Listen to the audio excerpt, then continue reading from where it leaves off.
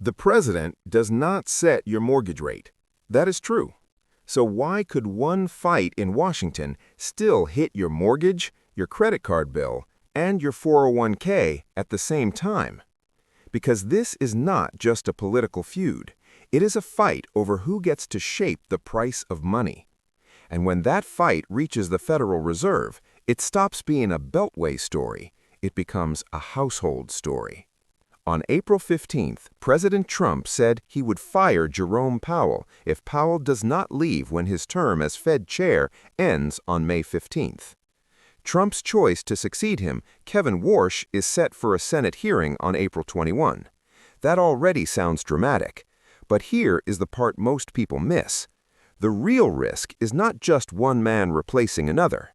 The real risk is what happens when the institution that helps set financial conditions in America starts looking politically vulnerable. That is where the story changes.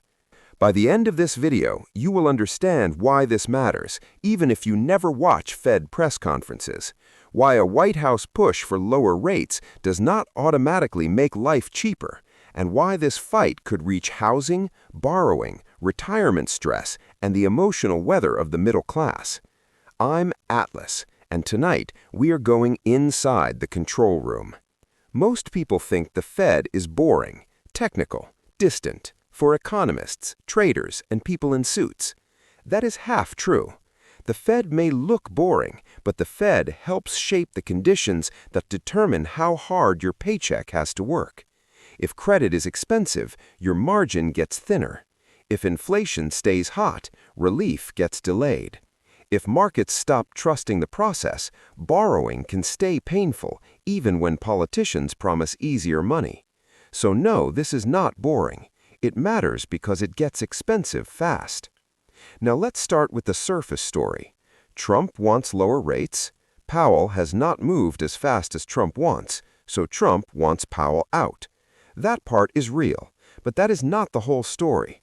The bigger issue is whether markets start to believe the institution setting monetary policy can be pushed around politically. That sounds abstract. It is not abstract. If investors trust the process, they can disagree with the decision and still stay calm. If they start doubting the process itself, the reaction gets bigger. Because now the question is not just, where are rates going? Now the question becomes, who is really steering this? And when people stop trusting the steering wheel, the whole ride feels less stable. Now here is the first detail that really matters. Powell's term as chair ends on May 15, 2026, but his term as a member of the Federal Reserve Board runs until January 31, 2028. Those are not the same thing, and that matters a lot. Most people hear his term is ending and assume that means he disappears from the picture. Not exactly.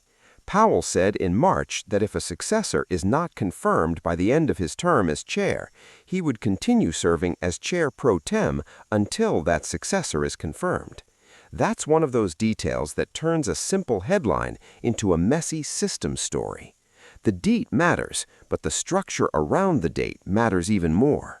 Now let's get to the question people really want answered. Can Trump actually fire Powell? The honest answer is not clean. And that legal uncertainty is not some side issue. It is part of the economic story. Because markets do not wait for a final court ruling to react. They reprice when trust changes. They reprice when uncertainty rises. They reprice when the map starts getting blurry. Think of the system like a bridge. If everybody trusts the bridge, traffic moves. If people see cracks and hear a fight over who controls the bridge, traffic slows before the bridge actually breaks. That is how this works. Trust is not decoration. Trust is load-bearing. And here is why this fight feels even more dangerous than it might have in a calmer year. This is not happening in a calm economy. In March, the Fed kept its policy rate at 3.5% to 3.75%. March payrolls still rose by 178,000. Unemployment was 4.3%. That sounds steady, but March inflation also ran hotter again, with CPI up 3.3% year over year after 2.4% in February. and early April consumer sentiment dropped to 47.6 in the University of Michigan survey. So what do we have? Jobs still standing, inflation heating up again, confidence sinking. That is not one clean story. That is a split-screen economy. And when a power struggle lands on top of that, it does not enter a quiet room. It enters a room already filled with fumes. Now here's the reversal that makes this story so important. A president calling for lower rates does not automatically make your mortgage easier. That sounds backwards, but it's true. The Fed has direct influence over short-term policy rates, but the rates families obsess over most, especially mortgage rates, move through a bigger chain: inflation expectations, treasury yields, market trust, risk pricing. So if politicians push hard for easier money, but investors start worrying that inflation discipline is weakening or Fed independence is getting bent, long-term borrowing costs can stay high or move the wrong way. That is the trap. Trying to force relief can make the system feel less safe, and when the system feels less safe, money asks for a bigger cushion. This is where most people stop too early. They hear lower rates and think easier life, but the path between those two things is not a straight line. Let's bring this down to normal life. Picture a couple in Atlanta. They both work, they have saved, they waited for rates to come down. They thought the hard part was patience. Now they hear maybe rates fall faster if Powell is replaced. That sounds like good news, but if the broader market starts reading this as political pressure on the Fed, the path can get noisier, not cleaner. And families hate noise. Not just because it's stressful, because it makes planning harder. The part they hate most is not always the payment itself. It's not knowing where any of this is actually headed. You're not just paying a bill, you're trying to plan your life in a fog. This is why Fed independence matters to normal people. Not because it sounds noble, not because it belongs in civics class. It matters because households borrow inside a system built on credibility. If the central bank is believed to respond to data, the system has a map. You may not like the road, you may hate the speed, but at least the road makes sense. If the system starts looking politically bendable, the map gets harder to trust. And once the map gets weaker, every decision gets heavier. That is the hidden tax here. Not just higher prices, higher uncertainty. You're not only asked to pay more, you're asked to make bigger decisions with less confidence. Now the story gets even messier. This transition is tied to a Justice Department investigation into the Federal Reserve's building renovation project. That may sound unrelated. It is not unrelated now, because the probe has become part of the political and confirmation pressure surrounding this transition. One Republican Senator, Tom Tillis, has resisted Warsh's confirmation until that probe is resolved. At the same time, public reporting said prosecutors had not found criminal evidence so far. So what does that mean? It means this is not just a clean handoff. It's a leadership transition tangled with a legal cloud, a Senate bottleneck, and a deadline that is getting closer. And deadlines are brutal in finance. The closer you get, the heavier every unresolved question feels. Now let's talk about who laughs and who sweats. In Washington, this can look strategic: a nomination fight, a pressure campaign, a legal dispute, a power move. In Wall Street, it becomes a trust calculation, but for ordinary people, it shows up as delay. Delay in refinancing, delay in buying a first home, delay in taking on a business loan, delay in feeling like next year might finally get easier. That's how power travels. The people at the top argue over titles, terms, hearings, and authority. The people outside the room absorb the waiting, and waiting has a cost. Sometimes the system doesn't break you all at once. Sometimes it just keeps you standing in place. Now let's destroy the safe zone illusion. People hear a story like this and assume it only matters to traders, political junkies, or people already in trouble. That's too simple. It reaches the homeowner who hoped to refinance. It reaches the salaried renter trying to buy. It reaches the retiree who wants markets to feel stable. It reaches the young couple that finally saved enough for a down payment but still can't trust the next 6 months. That's how pressure creeps upward. Not always through collapse, often through narrowing options. You're still employed, still paying bills, still standing, but the hallway gets tighter, and every new uncertainty takes away room you thought you had. And here is the weirdest part. Stocks can rally while this story gets worse. The S&P 500 hit a record 7,022.95 on April 15. So does that mean none of this matters? No. It means the market is not one emotion.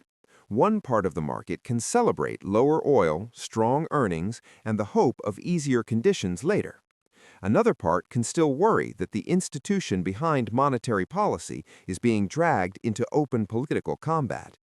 This is one of those moments where people get confused because the headlines seem to contradict each other. One headline says record highs. Another says the Fed is entering a dangerous power struggle. Which one is the real story? They both are. A rally does not mean the institutional stress is gone.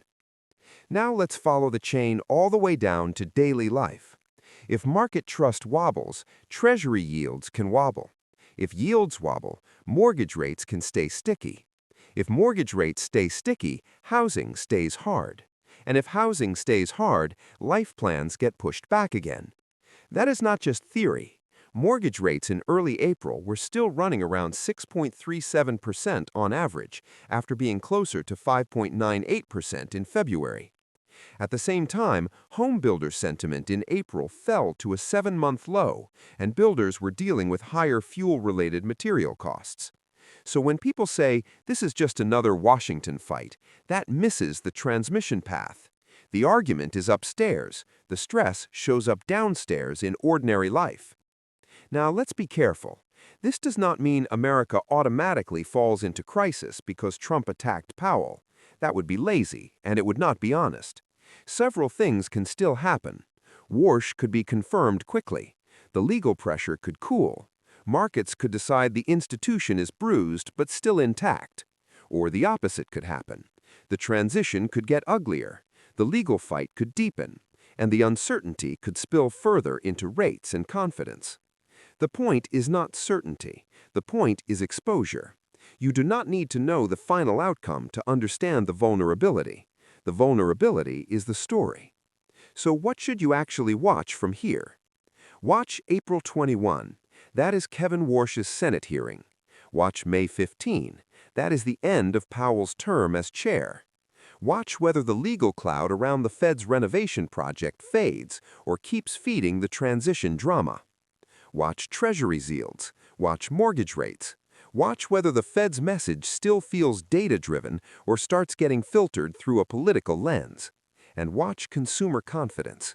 Because this is not just a fight over policy. It is a fight over predictability. And predictability is one of the most underrated forms of financial relief. And here is the lesson I want you to keep after this video ends. A lot of people think economic power works like a switch. Someone in charge flips it. Life gets easier or harder. Real systems do not work like that. They work like pressure networks. One threat here, one legal question there, one political push over there, and suddenly the cost of planning a normal life gets heavier.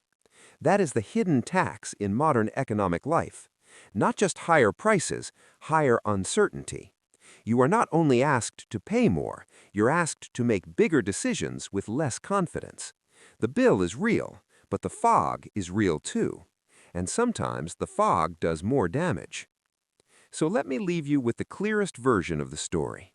Trump threatening Powell is not just a feud, it's a stress test for the system around your money.